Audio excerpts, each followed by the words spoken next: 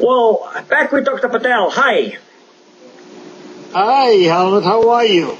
Good. Well, Dr. Patel, we talked a lot about all kinds of stuff. Now, tell me, implants and dentures. I mean, with no doubt, dentures are a lot cheaper, and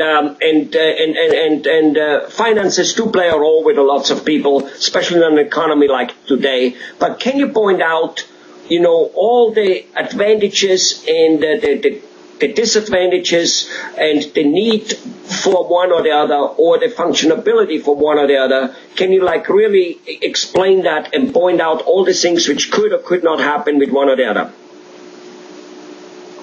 All right. Well, that's a long question, Helmut, but I will try and justify the answer to this. Number one, implant is fixed. The dentures are not fixed. The bridge is fixed. The dentures are not fixed. So between the fixed and removable, which are the dentures, there is all the disadvantages of a patient's normal social life.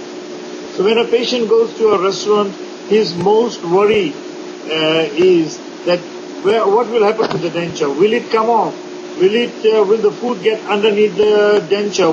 Do I have to run to the restroom and clean it? So that is one worry. Socially also he has to worry. Most of the patients, they do remove the dentures at night and put it in a glass. At times the patient comes in, oh, my dog ate the denture, and all those simple things. Or by mistake I threw it in the trash. It was wrapped up in a napkin and I threw it in the trash. Those are the social disadvantages of dentures to implants and bridge. Also in the dentures itself, it covers more area of the gum tissue. So the day-to-day eating habit is affected because the patient is not able to taste the food as good as when it is in a bridge or an implant. Now, between the implant and the bridge itself, as we have already discussed it in our previous videos, the most common disadvantages is, of course, the aesthetic part. The implant is much more aesthetic. It looks like a natural tooth coming out of its own socket. That's one. The bridge may not look like a natural tooth because the adjacent teeth are cut and it looks like something has been pasted on top of it. So aesthetically, patients are affected. Number two, with the implant itself, there is no adjacent tooth cut, and with the bridge, we have to trim the adjacent tooth to fit in a 3-unit bridge for one tooth replacement.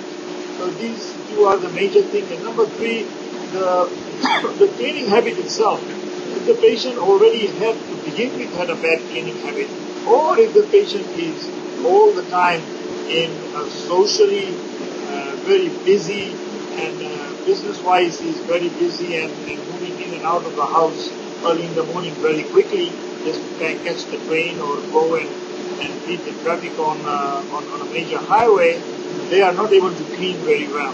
And in that sense, the plaque around the implant and the bridge will be affected. The plaque around the implant can be very easily cleaned, but the plaque around the bridge may not be very easy. Number three, if the bridge is slightly open or if it is not very tightly fitted, which 90% of the failure happens because of the bridge not well fitted by the dentist.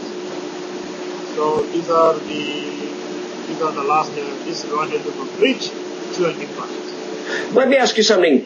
I've heard, and I'm not so sure, I've heard that when you have your normal teeth in it, the root of the tooth prevents the bones from shrinking.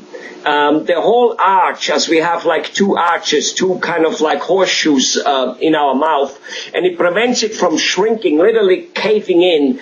And I have heard that, so when you put a denture in, the root doesn't get replaced, where yet with an implant, the metal stick, the metal rod replaces it and it cannot shrink. Meaning, if you have a denture, your arch starts shrinking and eventually you start kind of caving in and start looking like a dried out tomato and basically look ugly. Is that really true or not? Yeah, it is very much true. If it is a full mouth denture, we recommend that the denture should be relined every 3 years. Why it should be realigned? Because there is a shrinkage. There is a shrinkage of the bone. Immediately after extraction of a tooth, the bone itself shrinks about 30%. And then within the 9 months, it again shrinks about 28 to 30%. In overall, there is about 50 to 60% bone in the shrinkage itself. The bone itself shrinks. Not properly, also supply to the bone itself. Shrinkage is once it around the implant shrinks only if it is not kept clean. If it is kept clean, and if the implant had been placed nicely by the dentist in the first place, it won't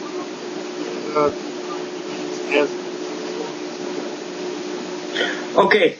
Well, thanks for telling us about that. That's, not looking pretty, that sounds like a pretty bad thing, and it looks like a dentist can actually be a great cosmetic surgeon by just replacing the teeth correctly. Thanks a lot, Dr. Patel.